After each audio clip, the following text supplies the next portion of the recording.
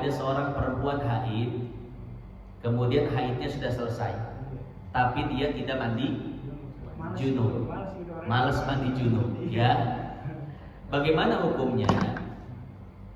Mandi junub itu hukumnya wajib jika dia hendak melaksanakan kewajiban-kewajiban seperti mau sholat, ya, misalkan tiba waktu zuhur, maka ketika itu mandi junub menjadi wajib, walaupun sebelumnya nggak wajib. Misalkan perempuan berhenti haid jam 7 pagi, ketika dia berhenti haid maka tidak langsung wajib mandi junub. Kapan wajibnya? Ketika dia akan melaksanakan kewajiban, mau sholat zuhur, mau apa lagi? Ya paling kewajiban sholat aja sih ya yang sehari-hari terbayang oleh kita itu ya. Artinya apa? Kalau masih jauh dari waktu sholat, maka dia tidak wajib seketika mandi junub, tapi boleh dinanti-nanti sampai tiba waktu sholat. Ya. Mana dalilnya? Lihat di dalam kitab. Saya kasih dalil ini aja, kasih dalil qawaid aja dalam kitab Qawaidul Ahkam fi Masalihil Anam, karangan Sultanul Ulama Izzuddin bin Abdissalam. Beliau mencantumkan kaidah lil wasail hukmul maqasid. Jadi hukum media, hukum perantara itu sama dengan hukum tujuan. Tujuan kita adalah sholat, perantara untuk sampai sholat adalah mandi junub. Maka ketika sholat hukumnya wajib, mandi junub pun menjadi wajib. Kurang lebih seperti itu ya. Jadi kalau masih jauh dari waktu sholat ya belum wajib, tapi wajibnya itu ketika sudah masuk waktu sholat. Wallahu a'lam. Kalau misalkan terlewatkan dia nggak mandi junub itu jatuhnya dosa ya? Iya betul. Kalau dia tidak mandi junub kemudian dia sholat gitu ya, melaksanakan ibadah-ibadah yang lainnya, kalau dia sengaja dalam keadaan sadar ingat, maka pertama hukumnya dosa, yang kedua ibadahnya tidak sah dan harus diqadha. Bagaimana kalau seandainya tidak ingat, nggak ingat mandi junub gitu ya, akhirnya dia sholat dan lain sebagainya, maka pertama tidak dosa. Dan yang kedua, sholat-sholat yang dilaksanakan itu tidak sah, tetap wajib diqadha. Ya, cuman bedanya dosa sama enggak dosa aja seperti itu. Sesuai dengan hadis riwayat Imam Abu Daud kan, Innallaha rafa'a an ummati al-khata' wa nisyan wa mastukrihu alaih. Allah Subhanahu wa taala tidak mencatat perbuatan hambanya ketika dia dalam keadaan tiga hal. Dalam keadaan tidak sengaja, khata'. Yang kedua, an-nisyan, lupa. Yang ketiga, dipaksa. Jadi kalau melakukan ibadah dia dalam keadaan lupa mandi junub, itu tidak tercatat dosanya. Tapi tetap ya, ibadah-ibadah tersebut belum dianggap sah, wajib diqadha nanti. Kurang lebih seperti itu. Wallahu a'lam. Yang pertanyaan tadi. Iya. Ini ketika haid ini kan kalau perempuan bersisir atau maka kuku itu tidak boleh, bahkan harus dibawa mandi, itu bagaimana? Iya. Jadi seorang perempuan yang sedang haid itu tidak boleh gunting kuku, cukur rambut sampai dia mandi junub ya. Nah, ini hanya sekedar larangan makruh saja. Artinya apa? Artinya dilakukan tidak mendapatkan dosa. Dilakukan tidak mendapatkan dosa, ditinggalkan mendapatkan pahala. Artinya apa? Artinya ketika si perempuan haid dia potong rambut, dia gunting cukur kuku lagi, potong kuku, cukur rambut, itu tidak jadi masalah, boleh. Artinya hanya sekedar makruh saja, tidak sampai nggak sampai haram, cuman sekedar makruh. Kenapa makruh? Karena hadisnya hadis doif, disebutkan di dalam Ihya Ulumuddin. Jadi bunyi hadisnya seperti ini. Kalau seandainya seorang, saya lupa entah itu haid atau junub atau kedua-duanya, perempuan haid atau seseorang sedang junub, kemudian gunting kuku, cukur rambut, nanti kuku yang digunting, rambut yang dicukur di hari kiamat akan datang menuntut. Kenapa mereka menuntut? Karena mereka sudah dipotong sebelum mereka disucikan. Cuman hadis itu hadis dhaif, la yuhtajju bihi, tidak bisa dijadikan hujjah untuk mengharamkan perbuatan tersebut, ya. Jadi ala kulli hal hanya sekedar makruh saja. Artinya begini, alangkah baiknya jangan potong kuku, cukur rambut sampai benar-benar suci, mandi junub atau mandi haid. Wallahu a'lam bishawab. Ya, silakan. Iya, wah junub ya resep amat ini ya. Iya, junub lagi. Saya pernah mendengar pendapat ya, ketika si perempuan itu haid, terus kan belum junub nih, terus tiba-tiba dijimalah oleh suaminya, katanya haram itu, apa benar itu? Iya. Mayoritas ulama mengatakan bahwasanya si perempuan haid, kemudian haidnya sudah selesai, dia tidak boleh terlebih dahulu berhubungan badan kecuali sudah melaksanakan mandi junub, ya. Wala taqrabuhunna hatta yathurna. Di dalam Al-Qur'an disebutkan, janganlah kalian wahai para suami mendekati mereka perempuan, istri-istri kalian. Artinya apa? Jangan menggauli mereka hatta yathurna, sampai mereka itu mandi junub. Yathurna itu maknanya yatatoharna. Tatoharo, yatatoharu artinya mandi junub. Jadi jangan digauli sebelum mereka selesai mandi junub. Cuman di dalam Fathul Mu'in, beliau Syekh Zainuddin menukil pendapat Imam Suyuti. Kata Imam Suyuti, makna yathurna itu bukan yatatoharna, tapi yathurna minal haid.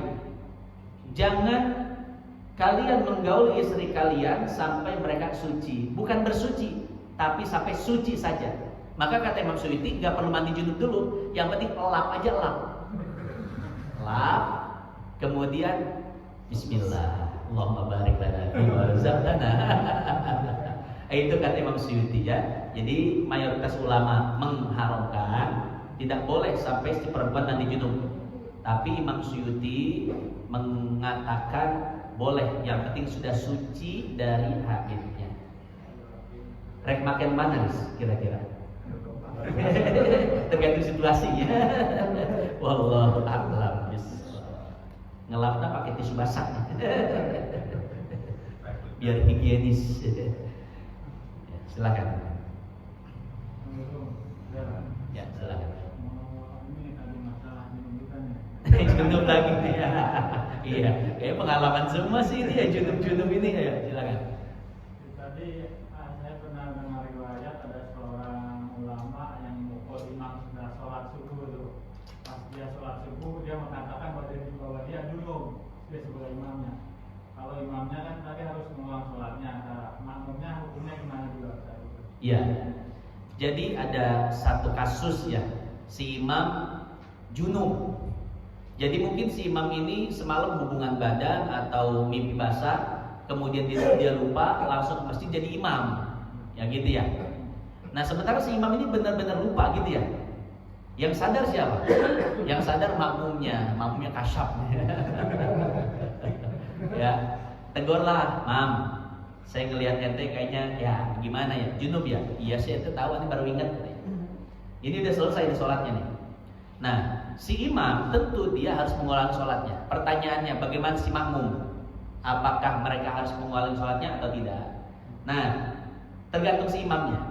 Kalau si imamnya ini memberitahu si makmum, makmum, sholatnya ulang ya. Tadi saya junub, era amat. Masalah ngulang sholat sih gampang, 5 menit selesai. Era nah seumur hidup. Itu bisa jadi omongan makmum itu teh. Wah, eta imam junub dah. Jadi setiap mau jadi imam sih ditanya dulu, udah mandi belum? Itu. Itu yang bikin malu tuh, ya. Nah, kalau seandainya si imam itu memberitahukan si makmum, maka makmum otomatis wajib mengulangi sholatnya. Tapi kalau seandainya si imam tidak memberitahukan makmum, maka sholat si makmum semuanya apa? Sah. Kenapa? Karena yang namanya ibadah itu adalah menghukumi secara zahir. Nahnu nahkumu bil dhawahir wallahu yatawalla sarair. Jadi prinsip fikih adalah wajib mengerjakan sesuatu atau menghindari sesuatu berdasarkan pengetahuan dia. Kalau makmum tahu sholatnya batal, dia wajib mengulangi. Tapi kalau makmum tidak tahu, maka dia tidak wajib mengulangi. Nah, itu tergantung si imamnya ya. Imamnya mau apa? Iya, mau susah sendiri atau ngajak makmum juga, ngajak susah makmum gitu ya. Ya, wallahu a'lam. Si imam tapi nggak wajib ngasih tahu ya, nggak wajib ngasih tahu. Wallahu a'lam. Ya, silakan. Saya masih ini kan, masih ragu-ragu masalah ini dan masalah Junub lagi. bukan. Iya, bukan. Jadi karena apa? Mufarokoh dan Iya. mufarokoh itu kan, misalkan ada imam yang kira-kiranya kita misalkan mengerti bacaan Fatihah gitu ya. Nah kita perhatikan bahwa bacaan itu kan salah kan. Nah itu kan kita mufarokoh dia. Nah kalau misalkan mufarokoh itu kita maksudnya sholatnya sendiri atau ngikutin gerakan imam gitu kan? Iya. Yang saya itu masih bingung gitu. Ya. Iya. Pertama masalah mufarokoh dulu ya. Tidak boleh kita mufarokoh. Artinya keluar dari jamaah si imam, tidak lagi mengikuti si imam, tidak boleh. Kecuali kita yakin si imam melakukan kesalahan yang fatal. Seperti si imam misalkan di bajunya ada najis, kita di belakang persis si imam. Oh ini sih teh kebo nih kelihatan. Nah, gede banget. Yakin berarti kan? Ya. Atau tai cicak lah ulah tai kebo teh tuh si imam ge nyahon banyak tai kebo mah. Ya mah tai cicak ya. Kelihatan. Maka ketika makmum yakin di dalam baju si imam ada najis, maka si makmum wajib mufarokoh ketika itu. Atau misalkan si makmumnya mendengar bacaan si imamnya nggak beres, ya, makhrajnya, panjang pendeknya, pokoknya kacau bacaan si imam, maka si makmum wajib mufarokoh.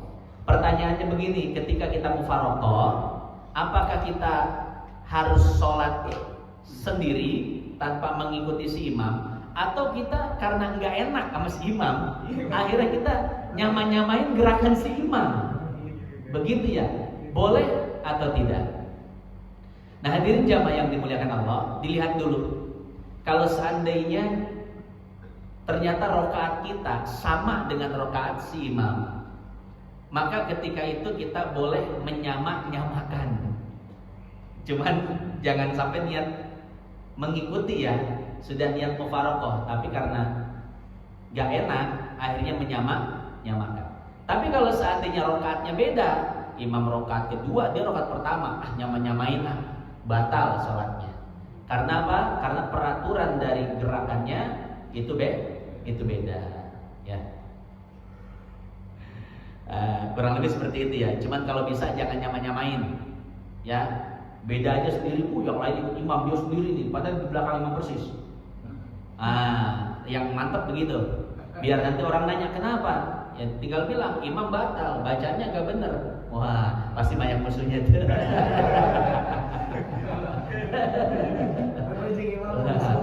Iya, aku tidak peduli, yang penting aku menegakkan sunnah. Wah, ini mantap amat.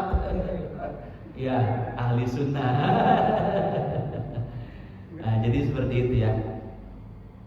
Wallahu a'lam bishawab.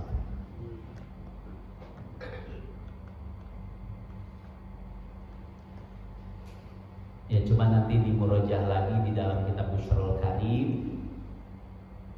Ya, masalah itu nyamain gitu ya.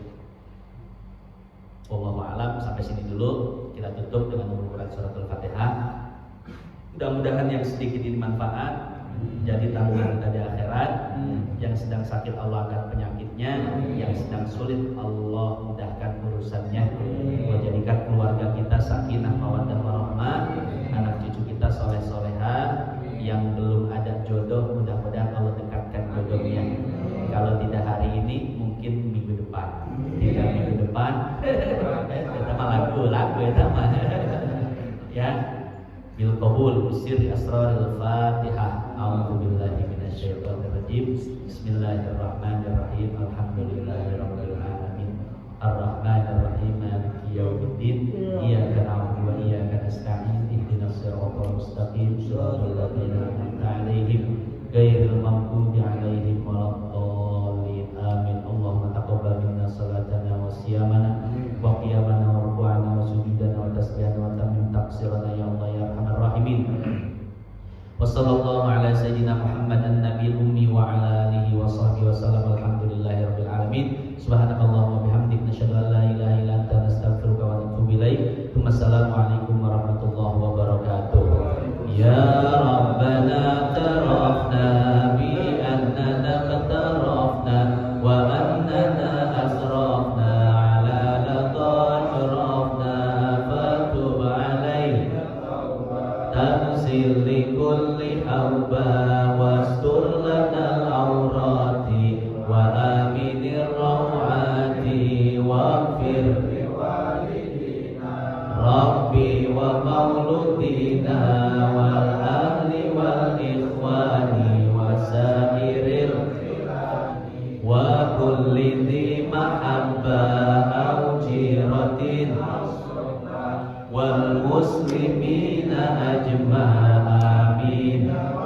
Asma fadlan wa judan manna la biktisabin minna bil mustafa rasulina dhabi kulli salla wa sallam rabbi alaihi